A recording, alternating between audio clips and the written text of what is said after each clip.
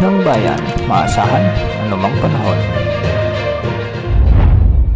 Magandang oras po sa ating lahat. Narito na ang latest update sa lagay ng ating panahon ngayon at sa susunod na 24 oras. Sa kasalukuyan ay dalawang weather systems pa rin ang nakakaapekto sa ating bansa. Una narito ang amihan o ang northeast monsoon na siyang nakakaapekto sa extreme northern Luzon. Samantalang ang mainit na easterlies naman ang nakakaapekto sa nalalabing bahagi ng ating bansa. Makikita nga natin sa ating satellite animations na may mga kaulapan sa bahagi ng Mindanao, Eastern Visayas, Bohol at Palawan. Ang mga ito ay dulot ng umiiral na mainit na easterlies o ang mainit na hangin mula sa karagatang Pasipiko na siyang nagdudulot ng maulap na kalangitan at may mga kalat-kalat na pagulan at pagkidlat pagkulog.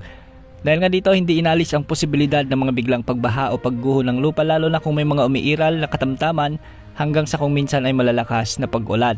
Samantala dahil naman sa amihan o sa northeast monsoon, asahan naman ang maulap na kalangitan na may mga pag-ulan sa bahagi ng Batanes at Babuyan Islands. Makakaranas sa mga lugar na ito ng malamig na hangin at dahil nga dito may mga pag-ulan din kaya posible pa rin ang pagbaha at pagguho ng lupa lalo na kung may mga minsan ay malalakas ding pag-ulan. Samantala sa Metro Manila at sa nalalabing bahagi ng ating bansa ay makikita na halos malinis ang kaulapan sa mga lugar na ito. Kaya magiging bahagyang maulap hanggang sa maulap pa rin ang mga kalangitan at minsan ay may mga isolated rain showers and thunderstorms. Dulot pa rin ito ng easterlies. Sa mga susunod na araw ay magkakaroon ng surge o pagbugso ng hanging amihan at posibleng umabot ito hanggang sa Metro Manila.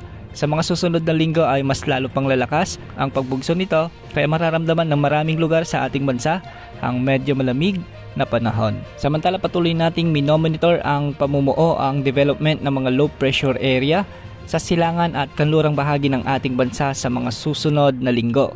Ayon kasi sa Tropical Cyclone Threat Potential Forecast ng Pag-asa at sa pinapakita ng GFS model ay posibleng magkaroon ng mga low pressure area o sama ng panahon na siyang posibleng lumapit sa ating area of responsibility. Ang ilan dito ay posibleng pumasok sa ating PAR at hindi naman nakikitang lalakas bilang mga bagyo dahil nga malakas ang pagbugso ng hanging amihan.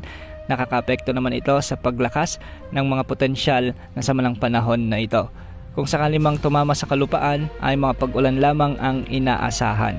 Manatiling umantabay sa ating channel para sa mga susunod na update. Yan muna ang update sa lagay ng panahon. Ito po ang weather update ng bayan, maasahan anumang panahon.